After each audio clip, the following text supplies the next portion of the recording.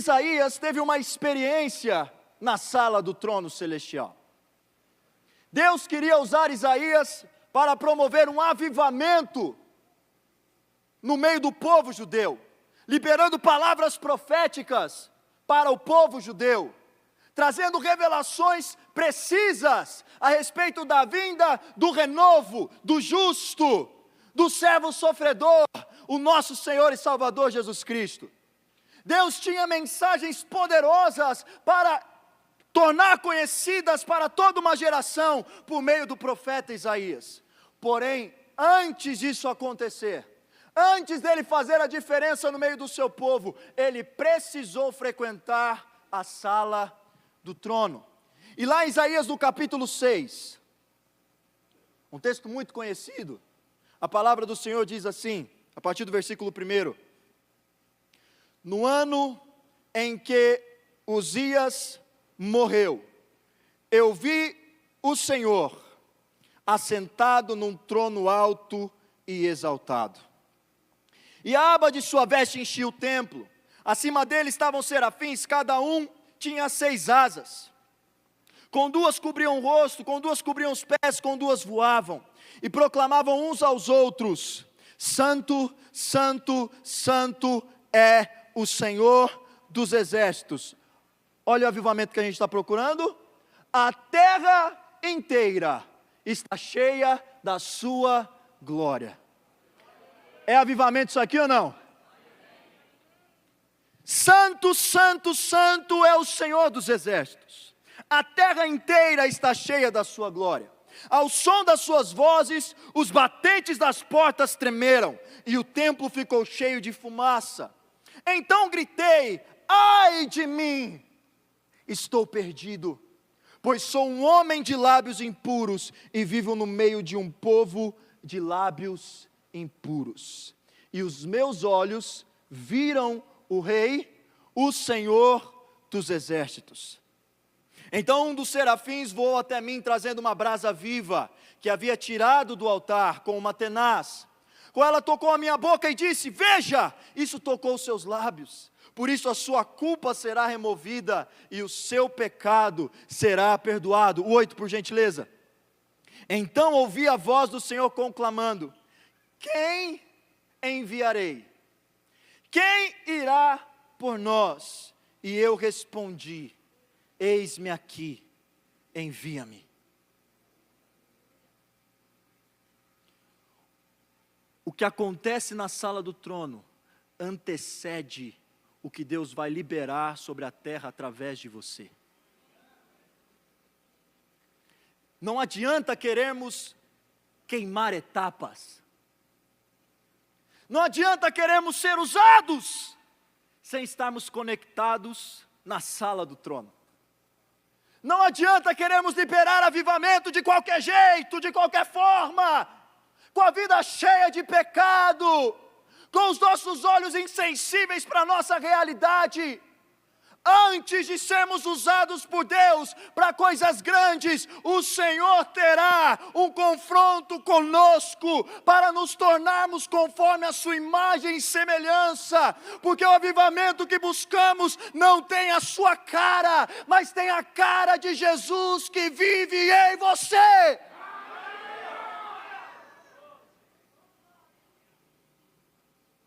O avivamento que nós buscamos não é particular, nem é individual, mas é único e exclusivo de um povo que foi conclamado e comprado por um alto e bom preço. A igreja de Jesus nessa terra é a única que tem a liberação, a procuração divina para tornar a terra cheia da glória de Deus. Aleluia! É a igreja, é o povo de Deus, são os filhos de Deus. Não adianta querer ser usado pelo Senhor sem que nós tenhamos sido feitos conforme a imagem e semelhança dEle. Isaías precisava passar por um processo, e é esse processo que eu quero te mostrar, pela palavra de Deus, que todos nós, sem exceção, devemos passar antes de sermos labaredas vivas, antes de sermos flechas na mão do arqueiro, antes de sermos pessoas que liberarão os decretos do reino celestial nessa terra. A primeira coisa que aconteceu com Isaías é que ele foi confrontado pela santidade de Deus. Quando Isaías se viu na sala do trono, a visão que ele teve foi uma visão que o deixou espantado, que o deixou maravilhado, mas que o deixou completamente desesperado. A visão que Isaías teve foi de um trono alto e exaltado. E nesse trono havia alguém que estava sentado nele, o Senhor dos Exércitos. Ele viu o trono ocupado pelo Deus de toda a terra. Ele viu serafins voando, seres celestiais, voando e cantando uns para os outros: Santo, Santo, Santo é o Senhor dos Exércitos, e toda a terra está cheia da sua glória. Você pode cantar isso comigo hoje? Fala assim: Santo, Santo, Santo é o Senhor dos Exércitos, e toda a terra está cheia da sua glória. Vamos de novo? Santo, Santo, Santo é o Senhor dos Exércitos, e toda a terra está cheia da sua glória. Ok? Então ele viu e ouviu essa canção, e ele começou a ver as portas se batendo. Ele começou a ver a nuvem de glória do Senhor enchendo aquele lugar. E então as escamas dos seus olhos caiu, e ele gritou desesperadamente: ai de mim, estou perdido, porque os meus olhos viram o Rei. Quando você entrar na sala do trono, a primeira coisa que acontece é você ser confrontado pela santidade de Deus. A primeira certeza que nós temos quando estamos num ambiente de glória como esse, a primeira certeza que nós temos quando nós estamos num mover do Espírito, onde a profecia, a palavra, a glória de Deus está sendo liberada, a primeira convicção que temos é que aquele que está sentado no trono, Ele é santo. Deus é santo.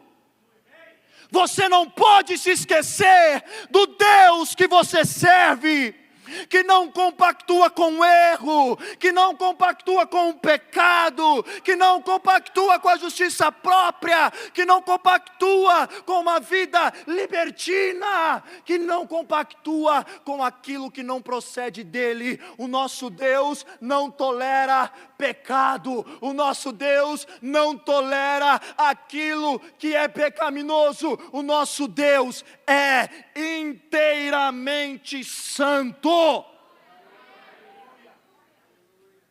Alguns têm se esquecido que Deus é santo, e acham que por isso podem viver de qualquer forma, não precisam se importar com aquilo que está acontecendo na sua vida, de imoral, de pecaminoso, de injusto. Afinal, Deus me aceitou. Afinal, Deus me aceita do jeito que eu sou. Deus não te aceita do jeito que você é. Ele te aceita na presença dEle para transformar você conforme Ele é.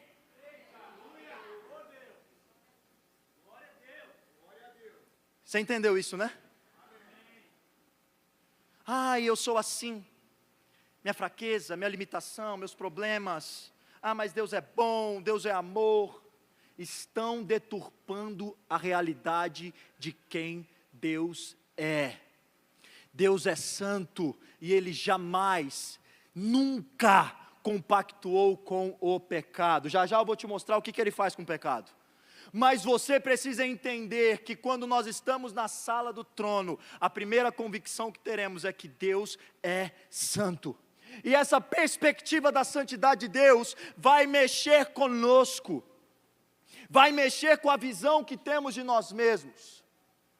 Olha que interessante, quando nós entramos na sala do trono, quando nós entramos na sala de onde o avivamento será liberado, através das nossas vidas, nós temos uma transformação da maneira como enxergamos a Deus, da maneira como nós os enxergamos e da maneira como nós enxergamos aqueles que estão à nossa volta.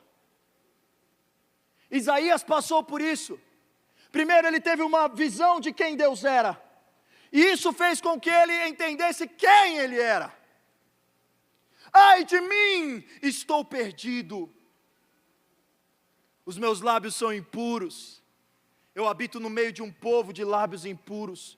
Mas se você voltar no capítulo 5, Isaías profere para o povo de Israel 6 palavras de juízo. E cada uma dessas palavras começa com ai de vocês. Ai de vocês que são corruptos. Ai de vocês que se entregam à bebida fermentada, que não amam a sobriedade. Ai de vocês, imorais. E ele vai liberando palavra de juízo, mas ele mal sabia que o 7º ai estava preparado para ele. Quando ele se viu na sala do trono de Deus, ele não deu mais conta de dizer, ai de você, ai de você, ai de você. Ele teve que encarar o pecado que havia dentro dele, e ele gritou, ai de mim. Você sabe o que isso significa? Que diante da presença de Deus, a sua justiça própria, ela morre. É fácil para nós dizermos uns para os outros, ai de você pecador, ai de você pecadora, ai de você mentiroso, ai de você corrupto, ai de você imoral. É muito fácil fazermos isso. Mas quando o padrão de comparação é o Deus santo, perfeitamente santo, nós não conseguimos mais medir a nossa santidade pela nossa própria justiça. O nosso pecado é exposto diante da presença daquele que é santo, e a convicção que nós temos diante de Deus é que nós somos pecadores e todos carecem da glória de Deus. Não existe espaço para a justiça própria diante daquele que nunca pecou.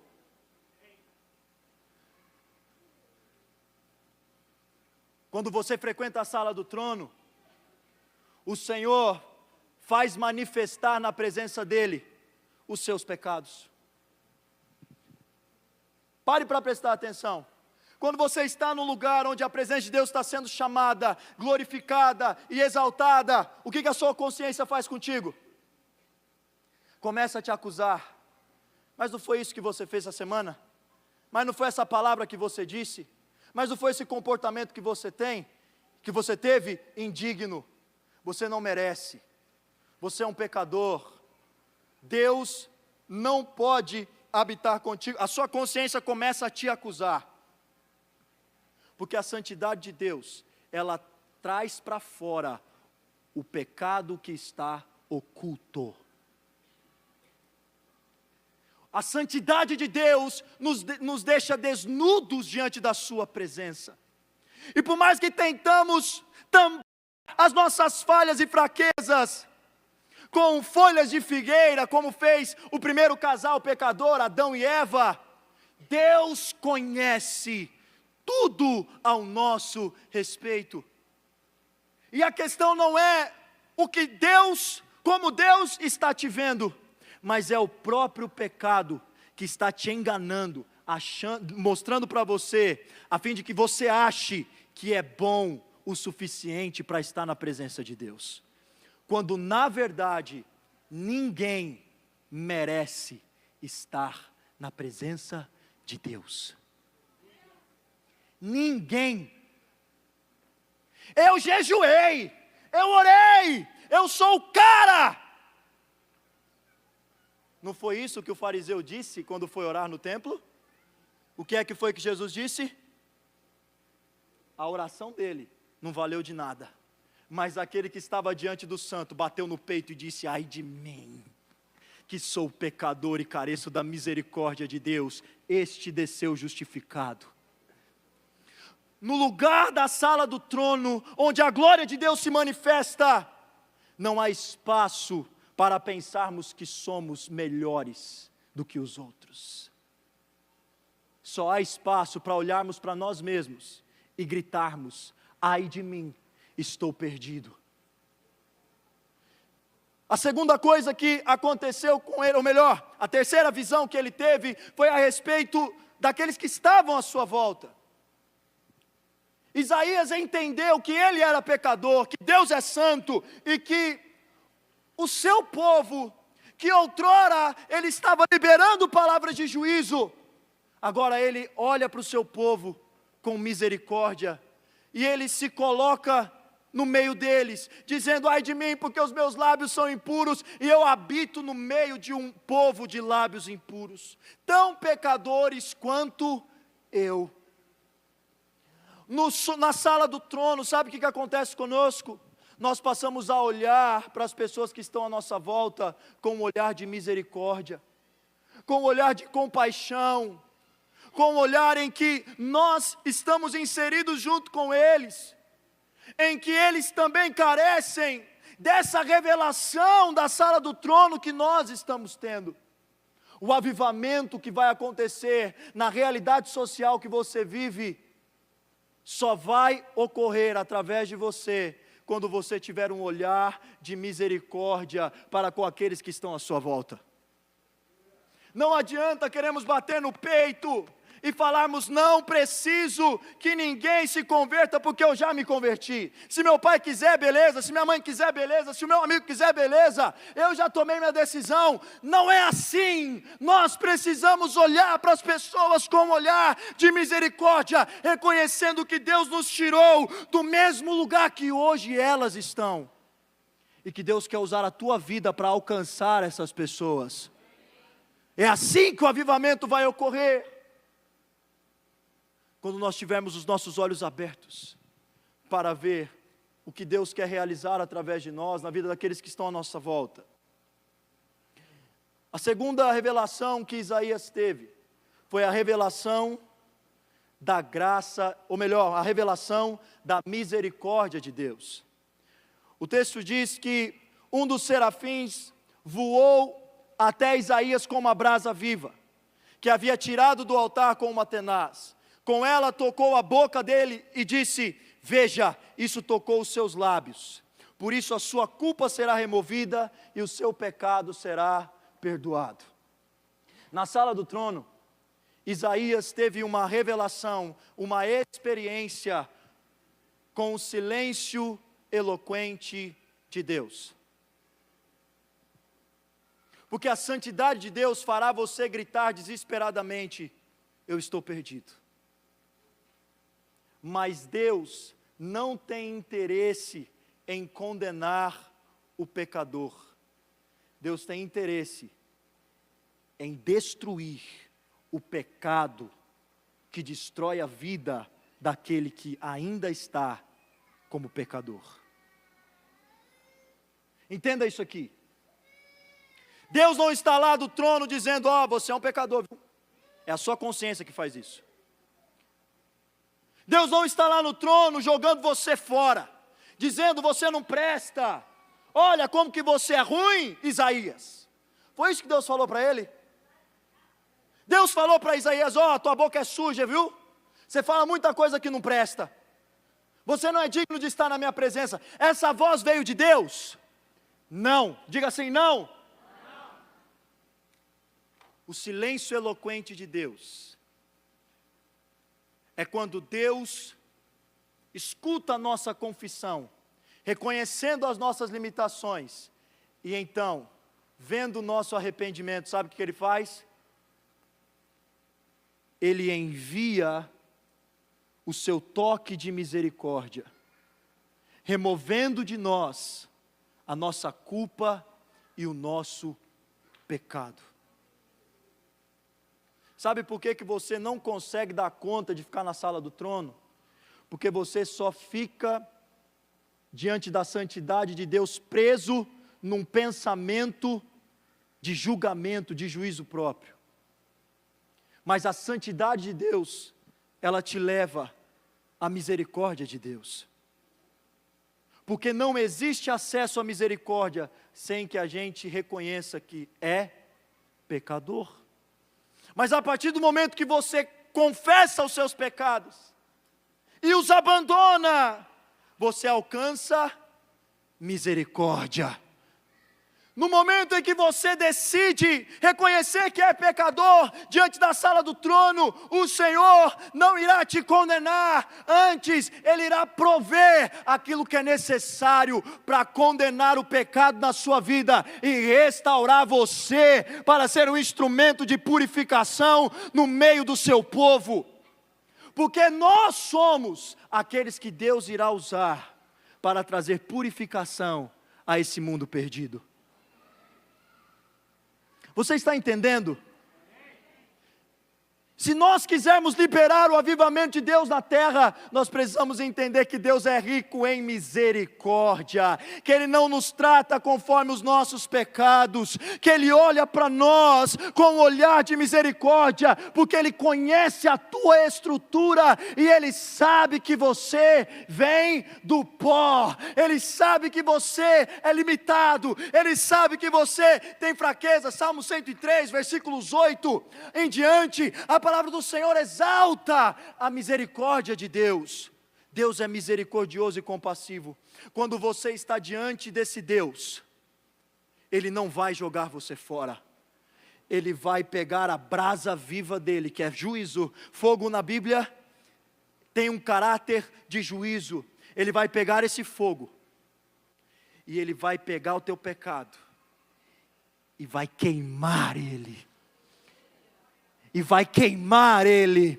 Quem aqui conhece o Espírito Santo, que é um fogo consumidor? Quem aqui conhece o Espírito Santo, que é um fogo consumidor? É este fogo que Deus liberou do altar dele para queimar, para te purificar de todo pecado. Porque Deus é misericordioso. Então, diante da sala do trono, você chegará à conclusão: eu sou pecador. Mas Deus irá pegar o teu pecado, essa limitação que você tem hoje, o que tem te impedido de viver o melhor tempo de Deus para a sua história, as culpas que você traz do teu passado, as situações erradas da sua vida, as decisões equivocadas que você tem tomado, e que você tem tentado vencer, que você tem tentado superar. Deus vai pegar isso hoje, e Ele vai liberar o fogo do Espírito Santo, e Ele vai queimar esse pecado que tem dominado o seu coração. O fogo purificador do Espírito Santo está liberado sobre nós essa noite. Quem aqui quer ser purificado por Ele? E por fim, nós vamos orar. Isaías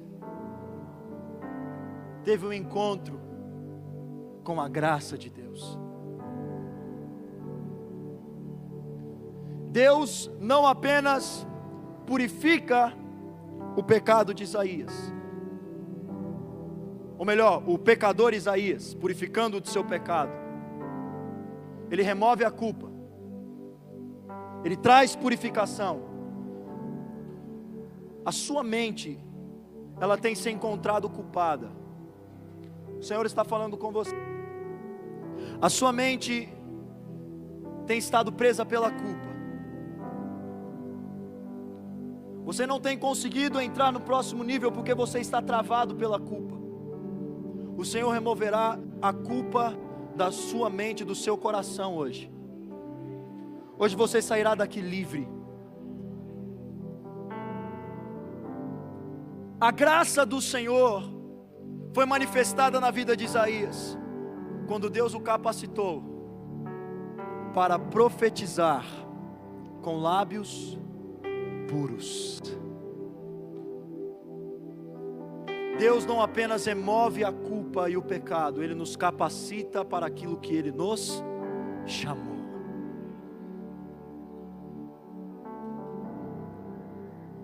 Este lugar é o lugar que nós devemos frequentar se quisermos liberar o avivamento de Deus na terra. É o lugar onde nós seremos confrontados com os nossos pecados. Os nossos pecados serão trazidos à luz diante da presença daquele que é santo, mas não para te condenar, mas para que você seja purificado de todos eles. Mas não apenas isso, o Senhor te capacitará para fazer aquilo que Ele chamou você para realizar nesse tempo. O Senhor te chamou para ter uma voz profética para essa geração. O Senhor te chamou para liberar o Espírito de Deus nessa terra. O Senhor te chamou para liberar os decretos do Rei nessa terra. E para isso, sabe o que Ele fez? Ele enviou o seu Filho para morrer no seu e no meu lugar. E quando Cristo adentrou aos céus, Ele como sumo sacerdote para sempre, segundo a ordem de Melquisedeque, feito o rei e sacerdote, o rei, o sacerdote que reina no trono, aquele que executou a obra de uma só vez. A palavra do Senhor nos encoraja a olharmos para esse sumo sacerdote, a termos essa visão de que alguém puro, santo e verdadeiro entrou no lugar que ninguém poderia entrar e sair dali com vida. Mas quando Ele entrou, nós entramos juntamente com Ele. Quando Ele entrou, nós entramos juntamente com Ele. A palavra do Senhor diz que sacrifícios e ofertas não quiseste, Jesus falando, mas um corpo me preparaste. E esse corpo santo assumiu o pecado da humanidade, o pecado, nosso pecado, e condenou o pecado na carne. Assim Ele julgou a morte e o diabo. E então o aguilhão da morte, que é o pecado, sendo vencido, fez com que a morte perdesse o seu poder. E o diabo, que detém o poder da morte, se encontrou enfraquecido e sem poder de reação e de autoridade sobre ele. Sendo assim, a morte não conseguindo resisti-lo, ao terceiro dia Ele ressuscitou. E quando Ele ressuscitou, Ele ascendeu aos céus. E quando ascendeu aos céus, Ele adentrou ao santuário perfeito. Ele adentrou a sala do trono, no meu e no seu lugar, e oferecendo o único sacrifício, pelo pecado, Ele se assentou. Ele se assentou. E a profecia que foi declarada em Zacarias, no capítulo 3, dizendo que Deus enviaria aquele que seria o renovo, o justo, e que através dele o pecado seria removido num único dia. Este é Jesus Cristo de Nazaré, o meu Senhor, o seu Senhor, que removeu o domínio do pecado sobre você, que removeu o domínio da morte sobre a sua vida, que removeu a autoridade do diabo sobre você. E sabe o que Ele nos chama para fazer? Para vencermos o pecado. E Ele nos garante a vitória sobre o pecado. Sabe por quê? Porque o pecado não terá domínio sobre vós. Porque vocês não estão debaixo da lei, mas vocês estão debaixo da graça. E quando você é revestido dessa graça, você tem poder contra o pecado, você tem poder contra a morte, você tem poder contra o diabo. E Jesus Cristo desfaz as obras do diabo através daqueles que Ele chamou, justificou, purificou, santificou e glorificou aqueles que o reconhecem como o único e suficiente Salvador. Será que eu estou falando de você nessa hora? Será que eu estou falando de você nessa hora? Então esse Cristo que realizou essa oferta, que é o nosso representante perfeito e fiel, Ele nos convida. Hebreus capítulo 10, a partir do versículo 18, por gentileza. onde esses pecados foram perdoados, não há mais necessidade de sacrifício por eles. Próximo. Portanto, irmãos, essa noite vai ser tremenda. Portanto, irmãos, temos plena confiança para entrar no lugar santíssimo, na sala do trono. Sabe por quê? Porque o cetro de ouro foi estendido na tua direção. O cetro de ouro foi estendido na tua direção. Você consegue ver Jesus agora, assentado num alto e sublime trono.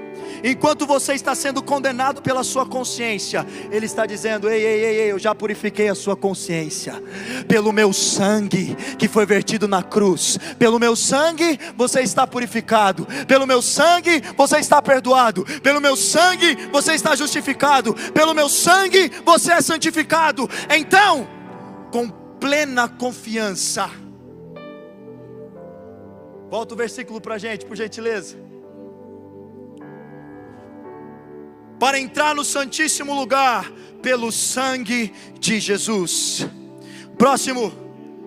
Por um novo e vivo caminho, que Ele nos abriu por meio do véu, isto é, do seu corpo.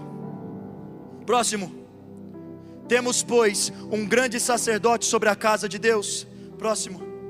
Assim, aproximemo-nos de Deus com o coração sincero, com plena convicção de fé, tendo os corações aspergidos para nos purificar de uma consciência culpada, e os nossos corpos lavados com água pura. Próximo.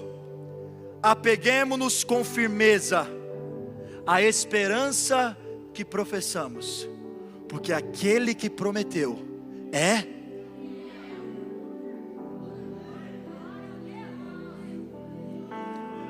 Sabe quando que você vai viver o avivamento? Quando você parar de ficar se olhando no espelho e começar a olhar para aquele que se fez pecado no teu lugar, que acessou o trono no seu lugar. E sabe o que Ele fez conosco? Nos fez assentar juntamente com Ele nas regiões celestiais, nos fazendo assim como Ele é, reis e sacerdotes. É através de uma igreja que tem a consciência de que reina com Cristo e de que libera o poder do Espírito Santo juntamente com Cristo, que o avivamento irá acontecer. Mas esse avivamento só vem de um lugar: na sala do trono.